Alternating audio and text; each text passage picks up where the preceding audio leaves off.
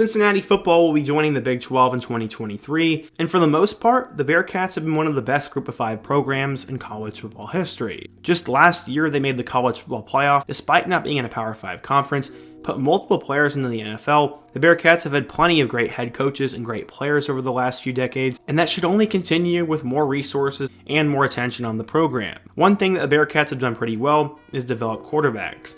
Most recently, Desmond Ridder went off to the NFL, and they brought in their best quarterback recruit in school history in Evan Prater. Unfortunately, Prater has not lived up to the hype, but the guy who started in place of him has a really unique story. Not only has he bounced back and forth between multiple schools during his college career, but he put together one of the least talked about seasons in Bearcats history, and at one time was considered the future quarterback savior of the program. In today's video, we're going to be talking about Ben Bryant. He's already the forgotten star Cincinnati quarterback, and with him recently entering the transfer portal, I thought it'd be a good chance to take a look at his career, go through how he got to this point, and what some of his next options are. It'll be our typical what happened to video on the channel, and if you want to support my work, be sure to leave a like, subscribe if you're new and love college football content, and let me know what player, topic, team, or situation I can cover next. Now let's get started and talk about what happened to Ben Bryant. So in order to understand what happened to him, we first need to go back in time. Ben Bryant would grow up in the Chicago suburbs and ended up getting into football at a young age. When he was a student at Pleasantdale Middle School, he met his quarterback trainer for the first time. Back in the day, he was a star player for the Illinois Fighting Illini and would also eventually play in the Canadian Football League. Ben said, quote, "He has been a huge help to me, and he's been working with me since the 6th grade. He's a great coach, and a lot of credit to his season is to him." Eventually, Ben was seen as the future of Lyons Township and eventually quit both basketball and baseball to focus on football. He would take over in his second year at Lyons, but he was really not ready for that. He said, quote, "Sophomore year, I was kind of a deer in the headlights. I've improved a lot from then, and a big thanks to the coaching staff for getting me developed. I just think the whole game has slowed down, and it's become a lot easier for me." Bryant would eventually gain more confidence, and with that came a lot of hype. It also brought plenty of offers from all around the country. As a 3-year starter, he threw for over 5,000 yards and accounted for 59 touchdowns. Because of that, he set passing records in every single category at Lyons Township, and will go down as one of the best quarterbacks in the Chicago area recently. He was listed as a 4-star player according to some sites, and would actually have a few options for college. But where would he end up going? Well, if we go back in time a little bit, he actually committed to Wisconsin in December of his junior year. Everything to that point had gone smoothly for him, as the Badgers coaching staff identified him early on. They were actually the first school to offer him, and he committed. He said, quote, "Wisconsin is the perfect fit for me. They have everything I want in a college program and more. I love the coaches and the culture of Wisconsin football, and I'm excited to be a part of it." At the time, he was a pro-style quarterback and only had offers from the Badgers and a recent one from Central Michigan. But 5 months later, Bryant released a statement on Twitter saying that the Wisconsin coaches told him he was no longer a good fit for them. Basically, this issue stemmed from an offer he received from Georgia. At the time, the Bulldogs decided to offer him, and like pretty much every recruit does, he posted about the offer on Twitter. He was obviously flattered by the Bulldogs, and while he tried his best to make amends for it, the Wisconsin coaches weren't having any of it. Ben even made it clear in a voicemail that he was still 100% committed. Wisconsin's quarterback's coach said the next morning that his scholarship offer was taken away. I vaguely remember this, but either way, it sort of put Ben in the national scene, and there were a lot of people who weren't too thrilled with Wisconsin that day. To me, it seems pretty ridiculous and petty, so I do wonder if there was more to the story, but now he'd have to do the recruiting process all over again. One person said it was possible that maybe Wisconsin used this as an excuse to get rid of him so they could bring someone else in, and what is interesting is they quickly signed a new quarterback in Chase Wolf. But I don't know, either way I'm not going to try to speculate too much, but it definitely was a low blow and sent Ben looking for a new school. After the roadblock, he had gained more offers and decided to commit to Cincinnati. He chose the Bearcats over Georgia, Indiana, Ole Miss, and West Virginia, but I honestly doubt the Georgia or Ole Miss offer were even committable. Either way though, it definitely was a relief to Ben. He said, quote, "This past month and a half has been an up and down roller coaster. I've moved on from the past though, and all I can do is look to my future." Why did he end up choosing the Bearcats? Well, he said it was great and that he loved the school.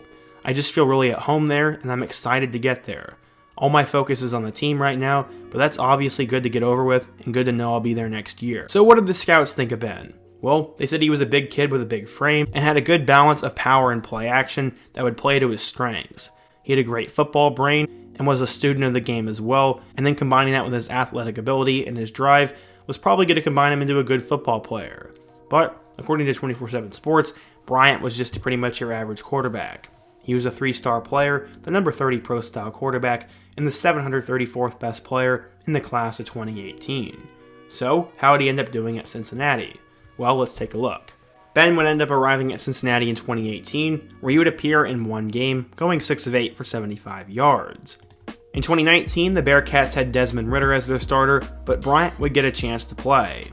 He appeared in 4 total games with 1 start. In his 1 start against Memphis, he went 20 of 32 for 229 yards with 2 touchdowns and 2 picks. He also played sparingly in the Birmingham Bowl against Boston College and finished the year with 388 yards with 1 touchdown and 2 interceptions. Once again in 2020, Bryant would be the backup to Ridder and would get a chance to appear in 5 games, with his best performance coming with 2 touchdowns against Austin Peay. After 3 years as a backup at Cincinnati, Bryant decided he actually wanted to play football, so he transferred up north and down a level. He ended up committing to Chris Creighton in Eastern Michigan, where he'd have a really good season. He immediately won the starting job for them and had a couple really big games. He had 4 touchdowns in their win over Texas State, had 3 touchdowns in their win over Toledo, and had 3 touchdowns in a win over Bowling Green. More importantly, he put up a lot of yards and got them to a bowl game. He'd end up running into Malik Willis and Liberty, where they got blown out 56-20, but Bryant would finish his 1 year at Eastern Michigan with 3,121 yards, 14 touchdowns, and 7 interceptions. He was one of the better quarterbacks in the MAC, and he decided he was going to give it one more go at the higher level. Unfortunately, he missed out on Cincinnati going to the playoff, but Ridder was off to the NFL now, so he could have a chance at making the starting job. Except, there'd be a guy standing in the way. Evan Prater was the highest rated quarterback in school history, and everyone assumed he'd win the job, but Bryant would come in and actually beat out Prater. Why? The coaching staff loved Bryant's anticipation, his experience, his arm strength, and he didn't really force it. Basically, he was your above average game manager who was probably a lot more safe and more polished than Prater was. He would end up being named the starter, but many wondered how long of a leash he would have. Bryant would end up making his first career start in a really tough environment as they go on the road to number 19 Arkansas. They'd end up losing that game 31-24, but he did throw for 325 yards and 2 touchdowns, which was actually one of his better performances of the season.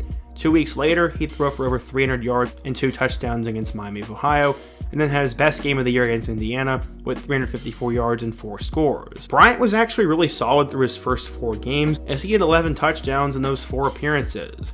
He then helped them beat Tulsa, USF, and SMU, and they got off to a 6-1 start, with their only loss being to the Hog. Unfortunately though, they'd end up losing to UCF, and as the season went on, Cinci would have their moments of struggle, and it seemed like Bryant wasn't getting the job done.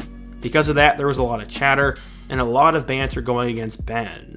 Coach Fickell said, quote, "I would expect that Ben can handle all the outside opinions if needed, and whether it's really positive or negative, he's going to take it with a grain of salt." He ended up having a concussion problem against SMU, and would also end up leaving the Temple game early, but by the end of the year, Ben had definitely regressed, and Prater would start their final game of the season. Ben's time in a Cincinnati uniform would end up being done, but he had a pretty respectable year. He finished with 2,700 yards with 21 touchdowns and 7 interceptions. He actually ended up going 9-2 as a starter, with his only losses coming on the road to UCF and Arkansas. If you really think about it, that's really not that bad, but I think fans were definitely more harsh on him because he was more of a game manager and because of the expectation and how they performed the year before. With Luke Fickell leaving for Wisconsin, Scott Satterfield would come in from Louisville, and he decided he was going to shake up things at the quarterback spot. He decided to bring in another 6-year quarterback in Emory Jones from Arizona State, and as of right now, I guess Emory Jones was the leader, as while both him and Bryant look solid in the spring game, it looks like they're going to roll at Jones, as Ben decided to enter the transfer portal with 1 more year remaining. He's going to use his extra year of eligibility, and right now, the only school I can really think of is probably Wisconsin, except that doesn't make much sense either, as Fickell already has a ton of quarterbacks. The one thing that makes sense about Wisconsin, though, is that he grew up a fan of them, was committed there, and his former coach is there. Other than that, maybe he'll make a return to Eastern Michigan, or he'll just go to some other MAC school. I really don't know. I did say there's a possibility of him going back to Cincinnati.